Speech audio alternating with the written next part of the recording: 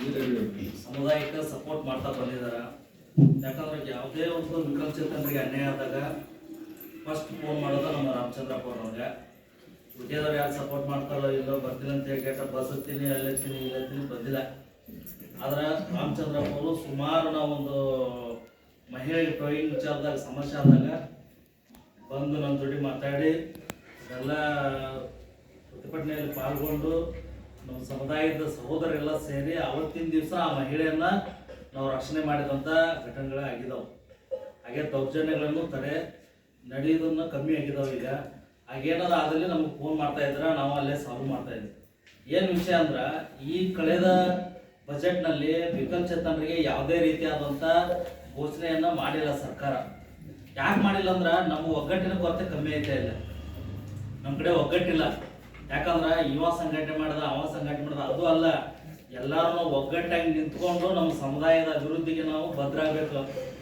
ಇವತ್ತಿನ ದಿವಸ ಕೆಲವೊಂದಿಷ್ಟು ವಿಕಲಚೇತನರು ಕೆಲಸ ಮಾಡ್ತಾ ಇದ್ದಾರೆ, ದುಡಿತಾ ಇದ್ದಾರೆ, ತಿಂತಾ ಇದ್ದಾರೆ. ಕೆಲವೊಂದಿಷ್ಟು ಉತ್ತರ ಕರ್ನಾಟಕ ಭಾಗದಲ್ಲಿ ಈ ವಿಕಲಚೇತನರು ಮಾಸಾಸನ ನಂಬ್ಕೊಂಡ ಜೀವನ ಮಾಡುವಂತ ಸ್ಥಿತಿ ಒಳಗೈತೆ. ಯಾಕಂದ್ರೆ ಅಲ್ಲೇ ರೇಷನ್ ಕಾರ್ಡ್ ಬರುತ್ತೆ, ರೇಷನ್ ಅಕ್ಕಿ ತಗೊಂತಾ ಇದಾರ, ಸ್ವಂತ ಮನೆ ಇರುತ್ತೆ, 1400 ರೂಪಾಯಿದಾಗ ಜೀವನ ಮಾಡ್ತಾ ಇದಾರ. ಕೆಲವೊಂದಿಷ್ಟು ಅಲ್ಲಿ ಏನಿದೆ ಅಂದ್ರೆ ತಂದೆ ತಾಯಿ ವಯಸ್ಸಾಗಿರ್ತೈತಿ, ಮಗ ಹ್ಯಾಂಡಿಕ್ಯಾಪ್ಟ್ ಇರ್ತಾರ, ಅವ್ರಿಗೆ ದುಡಿಯೋಂಥ ಪರಿಸ್ಥಿತಿ ಅವ್ರಿಗೆ ಇರಂಗಿಲ್ಲ. ಅಂಥವ್ರಿಗೆ ಏನಪ್ಪಾ ಅಂದ್ರೆ ಈ ಮಾಸಾಸನ ನಂಬ್ಕೊಂಡು ಜೀವನ ಮಾಡ್ತಾ ಇದಾರೆ. ಅದು ಮಾಸಾಸನ ಸರಿಯಾಗಿ ಹೋಗ್ತಾ ಇಲ್ಲ, ಅಂಗವಿಕಲರು ಕೈ ಸೇರ್ತಾ ಇಲ್ಲ. ಆಮೇಲೆ ಸೌಲಭ್ಯದಿಂದ ವಂಚಿತರಾಗ್ತಾ ಇದ್ದಾರೆ. ಸೌಲಭ್ಯದಿಂದ ಯಾಕಂದ್ರೆ ಯಾವುದೇ ಒಂದು ಸೌಲಭ್ಯ ಪಡಿಬೇಕಂದ್ರೆ ಅಲ್ದಾಡ್ಬೇಕು ಅವ್ರು. ಯಾಕಂದ್ರೆ ನಮ್ಮ ಕರ್ನಾಟಕದಲ್ಲಿ ಅಂಗವಿಕಲರ ಕಲ್ಯಾಣ ಅಧಿಕಾರಿಗಳನ್ನ ಫಸ್ಟ್ ನೇಮಕ ಮಾಡ್ಬೇಕು ಇವರು. ಈಗೆಲ್ಲ ಮಹಿಳಾ ಮತ್ತು ಮಕ್ಕಳ ಅಭಿವೃದ್ಧಿ ಇಲಾಖೆಯಿಂದ ಪ್ರಭಾರಿ ಬಂದ್ಬಿಟ್ಟು ಇವರೆಲ್ಲ ಅಧಿಕಾರ ಸ್ವೀಕಾರ ಮಾಡ್ಕೊಂಡು ಕೆಲಸ ಮಾಡ್ತಾ ಇದಾರ. ಅವ್ರಿಗೂ ಕೂಡ ಅಧಿಕಾರಿಗಳಿಂದ ಒತ್ತಡ ಇರ್ತೈತಿ, ಇದನ್ನ ಮಾಡಬೇಡ ಅದನ್ನ ಮಾಡಬೇಡ ಅಂತ ಹೇಳಿ.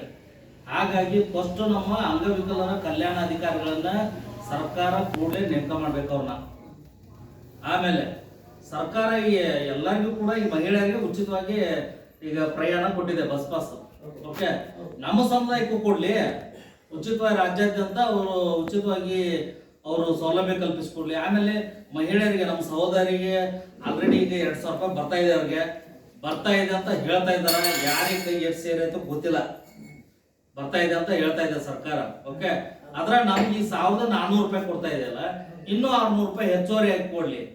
ಈಗ ಬೇರೆ ರಾಜ್ಯಗಳಿಗೆ ನಾವು ಕಂಪೇರ್ ಮಾಡ್ಕೊಂಡ್ರಪ್ಪ ಅಂದ್ರೆ ಬೇರೆ ರಾಜ್ಯಗಳಲ್ಲಿ 3000, 4000, 2000, 2500 ಈ ತರ ಕೊಡ್ತಾ ಇದ್ದಾರೆ. ನಮ್ಮ ಕರ್ನಾಟಕದಲ್ಲಿ ಸಂಪನ್ಮೂಲ ಜಾಸ್ತಿ ಇದೆ.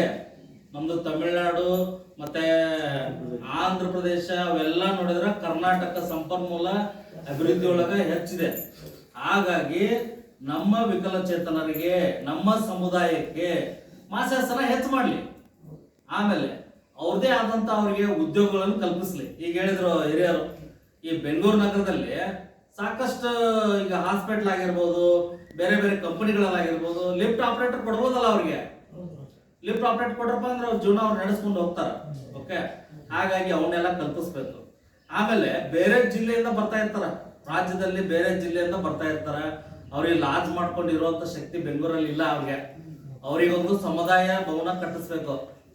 ರಾಜ್ಯದಲ್ಲಿ ಬರುವಂತ ವಿಕಲಚೇತನರಿಗೆ, ಅಂತರ್ ಜಿಲ್ಲೆಯಿಂದ ಬರುವಂತ ವಿಕಲಚೇತನರಿಗೆ ಒಂದು ಸಮುದಾಯ ಭವನ ಆಗ್ಬೇಕು ಪ್ರಥಮವಾಗಿ. ಆಮೇಲೆ ಈಗ ಯಾವ್ದೋ ಒಂದು ಹೋರಾಟ ಮಾಡ್ಬೇಕಾದ್ರೂ ಕೂಡ ತುಂಬಾ ಕಷ್ಟ ಐತೆ. ಯಾಕಂದ್ರೆ ಯಾವುದೇ ಸಂಘಟನೆಗೆ ಯಾರು ಫಂಡಿಂಗ್ ಮಾಡ್ತಾ ಇಲ್ಲ. ಈಗ ಎಲ್ಲರೂ ತಿಳ್ಕೊಂಡಿದ್ರೆ ಸಂಸ್ಥೆ ಐತೆ ಫಂಡಿಂಗ್ ಮಾಡ್ತಾ ಇದಾರ, ಯಾರು ಫಂಡಿಂಗ್ ಮಾಡಂಗಿಲ್ಲ. ಯಾರು ಹೋರಾಟ ಮಾಡ್ತಾ ಇದಾರ, ಯಾರು ಏನ್ ನಡೆಸ್ತಾ ಇದಾರ, ಅವ್ರ ಕೈಲೇ ಬಿದ್ರೆ ಕೈಲೇ ಹಾಕೊಂಡ ಮಾಡ್ಬೇಕು. ಹಾಗಾಗಿ ಫ್ರೀಡಂ ಪಾರ್ಕ್ ಅಲ್ಲಿ ಈ ಸದ್ಯ ನಿರ್ಮಾಣವಾಗಿರ್ತಕ್ಕಂಥ ಭವನ ಅದನ್ನ ಒಂದು ಹೋರಾಟಕ್ಕೆ ಬಳಕೆ ಆಗುವಂತ ಒಂದು ವ್ಯವಸ್ಥೆ ಮಾಡ್ಬೇಕು. ಯಾಕಂದ್ರೆ ನಾವು ಅಲ್ಲಿ ಪೆಂಡಲ್ ಹಾಕ್ಸಿ ಇರುವುದಂದ್ರೆ ಅಂಗವಿಕಲರಿಗೆ ಆಗ್ಲಿ, ಬೇರೆ ಒಂದು ಹೋರಾಟ ಸಮಿತಿಯವ್ರಿಗೆ ಆಗ್ಲಿ ತೊಂದರೆ ಆಯ್ತದ. ಯಾಕೆ ಯಾರು ದುಡ್ಡು ಕೊಡಂಗಿಲ್ಲ ಅಲ್ಲಿ. ಹಾಗಾಗಿ ಆ ಒಂದು ಫ್ರೀಡಂ ಪಾರ್ಕ್ ಅಲ್ಲಿ ಇರ್ತಕ್ಕಂಥ ಭವನವನ್ನ ಎಲ್ಲಾ ಹೋರಾಟಗಾರರಿಗೆ ಅನುಕೂಲ ಮಾಡಿಕೊಡ್ಬೇಕಂತ ಕೇಳ್ತಾ ಇದ್ದೀನಿ. ಹಾಗೇನೆ ಸುಮಾರು ವಿಷಯಗಳಿದಾವ್ ನಮ್ಮ ಅಂಗವಿಕಲ ಸಮಸ್ಯೆಗಳು. ನೀವು ಅಂಗವಿಕಲರು ಯಾವಾಗ ನೀವು ಒಗ್ಗಟ್ಟಾಗ್ತೀರಿ ಅವತ್ತೇನೋ ಅಭಿವೃದ್ಧಿ ಆಗುತ್ತೆ. ಈಗ ನಾನು ಒಬ್ಬ ಇದ್ದೀನಿ, ನಾನು ಚೆನ್ನಾಗಿದ್ದೀನಿ, ನಾನು ಬುದ್ಧಿವಂತ ಇದ್ದೀನಿ, ನನ್ನ ಜೀವನ ಮಾಡ್ತಾ ಇದ್ದೀನಿ, ನಾ ಇನ್ನೂ ಚೆನ್ನಾಗೇ ಇರ್ತೀನಿ. ನೀವು ಚೆನ್ನಾಗಿರೋದು ಯಾವಾಗ? ನೀವು ಚೆನ್ನಾಗಿ ಆಗ್ಬೇಕಂದ್ರೆ ನಾವು ಒಗ್ಗಟ್ಟಾಗಬೇಕು. ಒಗ್ಗಟ್ಟಾಗಲಿಲ್ಲ ಅಂದ್ರೆ ಅವ್ರವ್ರು ಯಾರು ಬುದ್ಧಿವಂತ ಇರ್ತಾನೆ, ಯಾರು ಇರ್ತಾನೆ ಅವ್ನು ಮಾಡ್ಕೊತಾನೆ, ಅವ್ನು ಚೆನ್ನಾಗಿರ್ತಾನೆ. ನಿಮ್ಮ ಅಭಿವೃದ್ಧಿ ಮರೀಚಿಕೆ ಆಗುತ್ತೆ. ಯಾಕಂದ್ರೆ ಎಸ್ಪೆಷಲಿ ಇರ್ತಕ್ಕಂಥ ಗ್ರಾಮೀಣ ಭಾಗದಾಗ ಇರ್ತಕ್ಕಂಥ ವಿಕಲಚೇತನರಿಗೆ ಏನೇ ಅನ್ಯಾಯ ಆದ್ರೂ ಕೂಡ ಅವ್ರು ಯಾವ ತರ ಹೋಗ್ಬೇಕು, ಯಾವ ತರ ಸೌಲಭ್ಯ ತಗೋಬೇಕಂತ ಅವ್ರಿಗೆ ಗೊತ್ತಾಗ್ತಾ ಇಲ್ಲ. ನೀವೆಲ್ಲ ಈ ತರ ಸಂಘಟನೆಗೆ ಸೇರ್ಬೇಕು. ಇಂಥ ಸಭೆಗೆಲ್ಲ ಸೇರಿದ್ರಪ್ಪ ಅಂದ್ರೆ ನಿಮ್ಮ ಕಷ್ಟ ನಷ್ಟಗಳು ಏನದ ಅಂತ ನಮ್ ಬಂದು ಹೇಳಿದ್ರಪ್ಪ ಅಂದ್ರೆ ಯಾರು ಸಂಬಂಧಪಟ್ಟವ್ರಿಗೆ ನಾವು ಏನ್ ಮಾಡ್ಬೇಕಂತ ನಮ್ಗೆ ಗೊತ್ತಾಗತ್ತ. ಇಲ್ಲ ಅಂದ್ರೆ ಗೊತ್ತಾಗಿಲ್ಲ. ಎಸ್ಪೆಷಲಿ ಹೇಳ್ಬೇಕಂದ್ರ ಒಬ್ಬರ ಮಹಿಳೆಗೆ, ಹ್ಯಾಂಡಿಕ್ಯಾಪ್ ಮಹಿಳೆಗೆ ಒಬ್ರು ಹೊಡಿತಾರ. ಅವ್ರ ಮನೆಯವರಾಗಿರ್ಬೋದು, ಪಕ್ಕದ ಮನೆಯವರಾಗಿರ್ಬೋದು, ಹೊಡೆದು ಮಗನ ಗಂಡ ಹೆಂಡತಿಗೆ ಏನೋ ತಂದಿಟ್ಬಿಟ್ಟು ಜಗಳ ಮಾಡಿರ್ತಾರೆ. ಆ ಹೆಣ್ಮಗಳು ಪೊಲೀಸ್ ಕಂಪ್ಲೇಂಟ್ ಕೊಡಕ್ ಹೋದ್ರೆ ಪೊಲೀಸ್ ರಿಜಿಸ್ಟ್ರೇಷನ್ ಆಗುದಿಲ್ಲ. ಯಾಕೆ ಮಾಡ್ತಾ ಇಲ್ಲ? ಇವ್ರದ್ದು ಇವ್ರದ್ದೆಲ್ಲ ಡೈಲಿ ಇವ್ರದ್ದು ಕತೆ. ಅವ ಯಾವನೊಬ್ಬ ಬಂದು ಊರಿನ ಗೌಡ ಹೇಳಿದಪ್ಪ ಅಂದ್ರೆ ಅವ್ದ ಕರೆಕ್ಟ್ ಅಲ್ಲೇ. ಆ ಹೆಣ್ಮಗಳದ್ದು ತಪ್ಪಿದ್ರು ಕೂಡ ಆಕಿಂದು ಕಂಪ್ಲೇಂಟ್ ತಗೊಂಡು ಯಾರು ಅವ್ಕಿನ ಬಗ್ಗೆ ತಪ್ಪು ಮಾಡಿದಾರ, ಏನು ಕರಿಬೇಕು ಹೇಳ್ಬೇಕು ಅಂತ ಆ ತರ ವಿಚಾರ ಮನೋಭಾವನೆ ಇಲ್ಲ ಅಧಿಕಾರಿಗಳ ಹತ್ರ. ಹಾಗಾಗಿ ನೀವು ಮನೆಯಿಂದ ಆಚೆಗೆ ಬರ್ಬೇಕು. ಆಚೆಗೆ ಬಂದು ಇಂಥವೆಲ್ಲ ಕಾರ್ಯಕ್ರಮದಲ್ಲಿ ಪಾಲ್ಗೊಳ್ಬೇಕು. ನೀವು ಅಂದ್ರೆ ನಿಮ್ಗೆ ಯಾವ ತರ ಸೌಲಭ್ಯ ತಗೋಬೇಕು, ಯಾವ ತರ ಹೋಗ್ಬೇಕು, ನಾವು ಯಾವ ತರ ಇಲ್ಲ ಅಂತ ಗೊತ್ತಾಗತ್ತ. ನೀವು ಮನೆಯಲ್ಲೇ ಕೂತ್ಕೊಂಡ್ಬಿಟ್ಟು ನೀವು ಎಲ್ಲ ಸೌಲಭ್ಯ ಬರ್ಲಿ ಅಂದ್ರೆ ಬರಕ್ ಆಗಲ್ಲ. ನೀವು ಒಗ್ಗಟ್ಟಾಗಿ ನಾವು ಯಾವ್ದೋ ಒಂದು ಎಷ್ಟೋ ಹೋರಾಟಗಳು ಮಾಡಿದ್ವಿ, ನಾವು ನೋಡಿದ್ವಿ. ನಾನು ಹೇಳ್ತಾರ ಏನಂತೇಳಿ, ನಾನು ಅಷ್ಟು ಬಸ್ ತೊಗೊಂಬರ್ತೀನಿ, ನಾನು ಇಷ್ಟು ಗಾಡಿ ತೊಗೊಂಬರ್ತೀನಿ ಅಂತೇಳಿ. ಪೆಂಡಲ್ ಕಾಲಿನ ಇರುತ್ತದ. ಹೋಗಿದ್ದು ರವಿ ಜೇಬ್ನಿಂದ 50,000 ಊಟ ಹಾಕ್ಬೇಕು, ಕರ್ಕೊಂಡ್ ಬಂದಿವಿ ಅಂದ್ಮೇಲೆ ನಾವು ಊಟ ಹಾಕ್ಬೇಕು, ಪೆಂಡಲ್ ಹಾಕ್ಬೇಕು, ಎಲ್ಲ ಇರುತ್ತೆ ನಮ್ದು. ನಾವು ಯಾವುದೇ ರೀತಿಯಾದಂತ ನಾವು ವೇದಿಕೆಯಿಂದ ಫಂಡಿಂಗ್ ಮಾಡಂಗಿಲ್ಲ. ನಾವು ಸ್ವಂತವಾಗಿ ಹಾಕಿ ಸಾಲ ಮಾಡ್ಕೊಂಡು ಕಟ್ತಾ ಇದೀವಿ ನಾವು. ಇನ್ನು ಯಾಕೆ ಹೇಳು, ನಿಮ್ಮ ಅಭಿವೃದ್ಧಿ ಆಗ್ಲಿ ಅಂತ ಹೇಳಿ. ಹಾಗಾಗಿ ನೀವು ಅಭಿವೃದ್ಧಿ ಒಗ್ಗಟ್ಟಾಗಿಲ್ಲ ಅಂದ್ರೆ ಅಭಿವೃದ್ಧಿ ಮಾಡಕ್ ಆಗಿಲ್ಲ. ನಾನು ಅಭಿವೃದ್ಧಿ ಆಗ್ತೀನಿ, ನೀವು ಅಭಿವೃದ್ಧಿ ಆಗೋದು ಯಾವಾಗ? ಈಗ ಹೇಳಿದ್ರು ಶಿಕ್ಷಣಕ್ಕಾಗಿ ಸಪೋರ್ಟಿಂಗ್ ಐತೆ, ವಸತಿ ಬೇಕಪ್ಪ. ಈಗ ಒಂದು ಜಿಲ್ಲೆ ಒಳಗ ಒಂದು ತಾಲೂಕಿನಾಗ ಒಂದು 500-600 ಜನ ಇರಂಗಿಲ್ಲ, ಒಂದು ಗೋಮಾಳ ಜಾಗ ಇರಂಗಿಲ್ಲ. ನಿಮ್ಗೆ DC ಮಾಡ್ಕೊಡ್ಬೋದಾಗಿತ್ತು ಒಂದೊಂದ್ ಸೈಟ್. ಯಾಕೆ ಮಾಡ್ತಾ ಇಲ್ಲ ಅಂದ್ರ ನಿಮ್ ಕಡೆ ಒಗ್ಗಟ್ಟಿಲ್ಲ.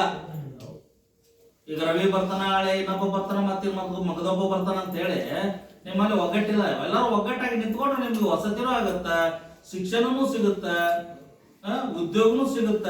ಸ್ಥಳೀಯವಾಗಿ ಏನ್ ಮಾಡ್ಬೇಕಂತ ನೀವು ಆಲೋಚನೆ ಮಾಡ್ರಿ. ಏನಂತ ಬರೇ ನೀವು ಒಂದು DDW ಅಂಗವಿಕಲ ಕಲ್ಯಾಣ ಇಲಾಖೆ ಒಳಗೂ ನಂಬ್ಕೊಂಡು ಕೂತ್ಕೋಬೇಡ್ರಿ. 36 ಇಲಾಖೆ ಅದು. 36 ಇಲಾಖೆ ಒಳಗೂ ಕೂಡ 5% ಹಣಕಾಸು ಇದ್ದೇ ಇರುತ್ತ. ಅದನ್ನೆಲ್ಲ ಬಳಕೆ ಮಾಡ್ಕೊಳ್ರಿ. ನಿಮಗ್ ಕೊಡ್ಲಿಲ್ಲ ಅಂದ್ರೆ ನಮ್ಗೆ ರೆಫರ್ ಮಾಡ್ರಿ, ನಾವು ಮಾತಾಡ್ತೀವಿ. ಆಮೇಲೆ ಎಲ್ಲಾರು ಕಡ್ಡಾಯವಾಗಿ 2016 ಆಕ್ಟ್ ಅನ್ನ ಸ್ಟಡಿ ಮಾಡ್ರಿ. ಅದ್ರೊಳಗೆ ಕ್ಲೀನ್ ಆಗಿ ಬರ್ದಿದಾರ ನೀವು ಯಾವ ತರ ಸ್ವಾವಲಂಬಿ ಆಗಿ ಜೀವನ ಮಾಡ್ಬೇಕಂತೇಳಿ. ಅಂತವೆಲ್ಲ ನೀವು ಮೈಗೂಡಿಸ್ಕೊಂಡು ಯಾವುದೇ ಇವತ್ತ ನನ್ನ ಸಂಘಟನೆ ಆಗ್ಲಿ, ಇನ್ನೊಬ್ಬರ ಸಂಘಟನೆ ಆಗ್ಲಿ, ಮತ್ತೊಬ್ರು ಮಾಡಿರ್ಲಿ, ನಮ್ಮ ಸಮುದಾಯದಿಂದ ಯಾರೋ ಒಬ್ರು ಸ್ಟ್ರೈಕ್ ಮಾಡ್ತಾ ಇದಾರ, ಹೋರಾಟ ಮಾಡ್ತಾ ಇದಾರ ಅಂದ್ರೆ ನಾವು ಹೋಗಿ ಸಪೋರ್ಟ್ ಮಾಡ್ಬೇಕಲ್ಲಿ. ಅಂದ್ರೆ ನಮ್ಮ ಜನಸಂಖ್ಯೆ ಹೆಚ್ಚು ತೋರ್ಸ್ಬೇಕು ನಾವು. ಈಗ ಹೋರಾಟ ಮಾಡಕ್ ಚಾನ್ಸೂ ಇಲ್ಲ. ಯಾಕಂದ್ರೆ 13ನೇ ತಾರೀಕಿಗೆ ನೀತಿ ಸಂಹಿತೆ ಬರುತ್ತೆ, ಎಲೆಕ್ಷನ್ ಡಿಕ್ಲೇರ್ ಆಗಿದೆ ಅಂತ. ನಾವು ಅಷ್ಟೊಳಗೆ ಹೋರಾಟ ಮಾಡಕ್ಕಾಗಲ್ಲ, ಅಷ್ಟು ಜನ ತರ್ಸಕ್ ಆಗುದಿಲ್ಲ ನಮ್ಗೆ. ಸುಮ್ಮನೆ ಹೇಳ್ತಾರೆ, ಎಲ್ಲೋ ಒಂದು ಮುಲಿಯೊಳಗೆ ಗ್ರಾಮೀಣ ಭಾಗದಾಗ ಕುಂತಿರ್ತಾರ, ಸರಿ ಇವತ್ತು ಹತ್ತಿ ಬಿಟ್ಟೆ, ನಾಳೆ ಬಂದೇರಿ, ಅಲ್ಲೆಲ್ಲ ಹುಡುಕಾಡಿದಾರೆ, ಅದು ಭಾಷೆ ಸಿಗ್ಲಿಲ್ರಿ ನನಗೆ, ನಾನು ವಾಪಸ್ ಹೋಗ್ಬಿಟ್ಟೆ. ಇಂಥವು ಸುಮಾರಾಗಿದ್ದವು. ಹಾಗಾಗಿ ನೀವೇನಾರ ಕಡ್ಡಾಯವಾಗಿ ಸರ್ಕಾರನ ವಿರೋಧಿಸೋದು ಬೇಡ. ನಮ್ಗೆ ಸೌಲಭ್ಯನ ಪಡಿಬೇಕಂದ್ರ ಈ ಸಾರಿ ಇಲೆಕ್ಷನ್ ನ ಬಹಿಷ್ಕಾರ ಮಾಡಿ. ಇಲ್ಲ ಅಂದ್ರೆ ಈ ಸಲ ನೀವು ಪಾರ್ಟಿಸಿಪೇಷನ್ ಮಾಡ್ಬೇಡಿ. ನೀವು ಆರ್ಸ್ ಬರ್ತಿರೋ ಬಿಡ್ತಿರೋ ಅದು ನೆಕ್ಸ್ಟ್ ಅದು. ಓಕೆ, ನೀವು ಆರ್ಸ್ ಬರ್ತಿರೋ ಬಿಡ್ತಿರೋ ನಿಮ್ ಓಟ್ ನೀವ ತಗೋತಿರೋ. ಈ ಸಲ ಅಂಗವಿಕಲರು ಪಾರ್ಟಿಸಿಪೇಷನ್ ಮಾಡ್ರಿ. ನೀವು ಎಲೆಕ್ಷನ್ ನಿಂತ್ಕೊಳ್ರಿ, ಲೋಕಸಭಾ ಎಲೆಕ್ಷನ್ ನಿಂತ್ಕೊಳ್ರಿ. ನೀವು ಓಟ್ ನೀವ ತಗೊಳ್ರಿ. ಅಂದ್ರೆ ಸರ್ಕಾರಕ್ಕೆ ಒಂದು ಮೆಸೇಜ್ ಹೋಗುತ್ತೆ. ಯಾಕ ಇವರು ನಿಂದಿರ್ತಾ ಇದ್ದಾರ ಅಂದ್ರ ಮುಂದಿನ ದಿನಮಾನದೊಳಗ ಸಂಖ್ಯೆ ಜಾಸ್ತಿ ಆಗುತ್ತಿದ್ದು. ಯಾರೋ ಒಬ್ರು ಬಂದು ಇನ್ ವಿಧಾನಸೌಧ ಕಾಲ್ ಇಡ್ತಾರ, ಇನ್ ಕೇಳಾಕೊಬ್ಬ ಹೇಳಾಕೊಬ್ಬ ಬರ್ತಾನಂತ ಅವ್ರಿಗೂ ಗೊತ್ತಾಗತ್ತ. ನಮ್ಮ ಸಮುದಾಯ ಯಾವುದಕ್ಕೂ ಕೂಡ ಹಂಚ್ಬೇಕಾಗಿಲ್ಲ, ಅಳಕ್ಬೇಕಾಗಿಲ್ಲ. ನಮ್ಮ ಸಮುದಾಯ ದೊಡ್ಡ ಸಮುದಾಯ. ಇದು ಜಾತಿ ಭೇದ ಇರ್ತಕ್ಕಂಥದ್ದಲ್ಲ. ಜಾತಿ ಭೇದ ಮರೆತಂತ ಸಮುದಾಯ. ಎಲ್ಲಾ ಸಮುದಾಯ, ಎಲ್ಲಾ ಜಾತಿ ಜನಾಂಗದವರು ಅದ. ಇದ್ರಾಗ ಯಾರಾದ್ರೂ ಕೂಡ ನೀವು ಪಾರ್ಟಿಸಿಪೇಷನ್ ಮಾಡ್ತೀರಂದ್ರ ಮಾಡ್ರಿ. ನಮ್ಮ ನಂಬರಿಗೆ ಕರೆ ಮಾಡ್ರಿ. ಅದಕ್ಕೆ ಏನ್ ಬೇಕು ಮಾಹಿತಿ ನಮ್ಮ ಗುರುಗಳು ಹೇಳ್ತಾರ. ಮಾಡ್ಕೊಂಡ್ರೆ ನಿಂತ್ಕೊಳ್ರಿ. ನಿಮ್ ಓಟ್ ನೀವ ತಗೊಳ್ರಿ. ಇನ್ನೊಬ್ಬ ಹಾಕೋದ್ ಬೇಡ ನೀವು. ಈ ಸರಿ ಒಂದು 30ದಿಂದ ಒಂದು 100 ಜನ ಇರ್ತಾರಪ್ಪ ಅಂದ್ರ ಮುಂದಿನ ದಿನಮಾನದೊಳಗವರು ಸರ್ಕಾರನು ಎಚ್ಚೆತ್ಕೊಂತೈತಿ, ಮೀಸಲಾತಿನ ಕಲ್ಪಿಸ್ತೈತೆ ಅವಾಗ. ಹಾಗಾಗಿ ಎಲ್ಲರೂ ಒಗ್ಗಟ್ಟಾಗ್ರಿ ಅಂತ ಹೇಳ್ತಾ ನಾನು 2 ಮಾತು ಮುಗಿಸ್ತಾ ಇದ್ದೆ. ಜೈ ಹಿಂದ್, ಜೈ ಕರ್ನಾಟಕ. ಆಗಲೇ ಒಂದು ಕ್ವಶನ್ ಕ್ವಶನ್ ಅಲ್ಲ, ಡೌಟ್. ಎಲೆಕ್ಷನ್ ಸಂಬಂಧಪಟ್ಟಾಗೆ ಹ್ಯಾಂಡಿಕ್ಯಾಪ್ ಅವರು ಪಾರ್ಟಿಸಿಪೇಟ್ ಮಾಡ್ಬೋದು ಎಲೆಕ್ಷನ್ಗೆ? ನೀವು ಸರ್ ಹ್ಯಾಂಡಿಕ್ಯಾಪ್ ನಾಮಿನೇಷನ್ ಯಾರಾದರೂ ಕೊಡ್ಬೋದು. 25 ವರ್ಷದ ಮೇಲೆ ಆಗಿರೋರು ಎಲ್ಲರೂ ಭಾರತೀಯನಾಗಿದ್ರೆ ಸಾಕು. ನೀವು ಜಮ್ಮು ಕಾಶ್ಮೀರದಲ್ಲಿ ಇಲ್ಲಿ ಎಲೆಕ್ಷನ್ ನಿಲ್ಬಾರ್ದು, ಇಲ್ಲಿಂದ ಹೋಗಿ ನೀವು ತಮಿಳ್ನಾಡಲ್ಲಿ ನಿಲ್ಬೋದು. ನಿಮಗೆ ಏನಂದ್ರೆ ನಾನು 2 ಪರ್ಮಿಷನ್ ಯಾಕೆ ತಗೊಳ್ಳಿ ಅಂತ ಹೇಳಿದ್ರೆ, ಈಗ ನಾನು ಹೋಗ್ತಾ ಇದ್ದೀನಿ, ನನಗೆ ತೊಂದರೆ ಕೊಡಬೇಕು ಅಂದ್ರೆ ನನ್ನ ಮನೆ ಹತ್ರ ಬಂದು ಯಾವ ಗಲಾಟೆ ಮಾಡೋದು ಅವಶ್ಯಕತೆ ಇಲ್ಲ.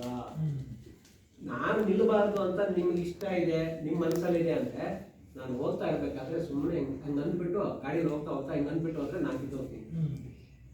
ಅದಕ್ಕೆ ಮನೆಯಲ್ಲಿ ಇರೋದು ಹೆಂಗಿದೆಯಪ್ಪ, ನಿನ್ನನ್ನು ನೋಡ್ಕೊಳ್ಳೋದೇ ಕಷ್ಟ ಆಗಿದೆ, ಇನ್ನು ತಿರುಗಿನ ಹೆಚ್ಚು ಕಡಿಮೆ ಅಂದ್ರೆ ಯಾಕೆ ಅಂತ ಮನೆಯವ್ರು ಯೋಚನೆ ಮಾಡ್ತಾರೆ. ಅದಕ್ಕೋಸ್ಕರ ಇವಾಗ ನಾನೇ ಹೇಳ್ತೀನಿ, ನಾನು ಇಂಡಿಪೆಂಡೆಂಟ್, ನನ್ನ ಬುದ್ಧಿ ಬಂದಾಗಿಂದ ಮನೆಯವರು ನಾನು ಏನ್ ಮಾಡ್ತಿದ್ದೀನಿ, ನಾನು 100 ಬೇರೆಯವ್ರಿಗೆ ತೊಂದರೆ ಇಲ್ಲ, ನನಗೇನಾಗುತ್ತೋ ಗೊತ್ತಿಲ್ಲ.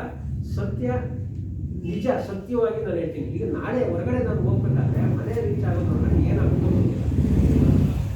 60 ವರ್ಷ 64 ಇಲ್ಲ, ಇಷ್ಟು ವರ್ಷ ನಾವು ನೊಂದ್ಕೊಂಡಿರೋ ಬದಲು ನಾಳೆ ಏನಾಗುತ್ತೋ ಹಾಗೆ ಬಿಡಿ, ಆಗೋದು ಹಾಗೆ ಆಗುತ್ತೆ. ತಳ್ಕೊಂಡೇ ಹೋಗ್ತಾನೋ, ಒಡೆದೇ ಹೋಗ್ತಾನೋ, ಬೀಳಿಸ್ತಾನೋ, ಸುಮ್ಮನೆ ಇರ್ತಾನೋ ಗೊತ್ತಿಲ್ಲ. ಮನೆಯಲ್ಲಿ ಅವ್ರಿಗೆ ನೋವು ಆಗಬಾರ್ದು.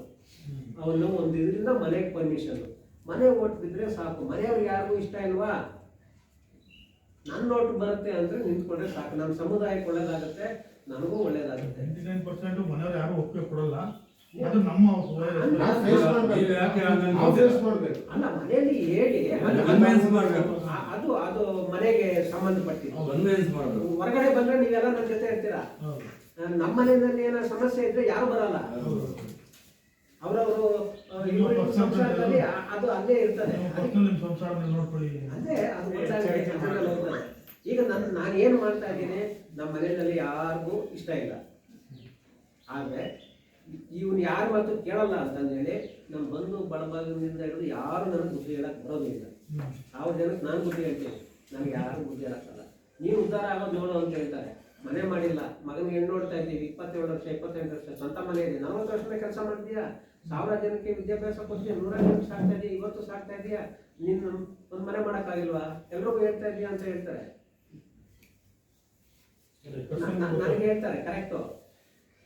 ನಾನು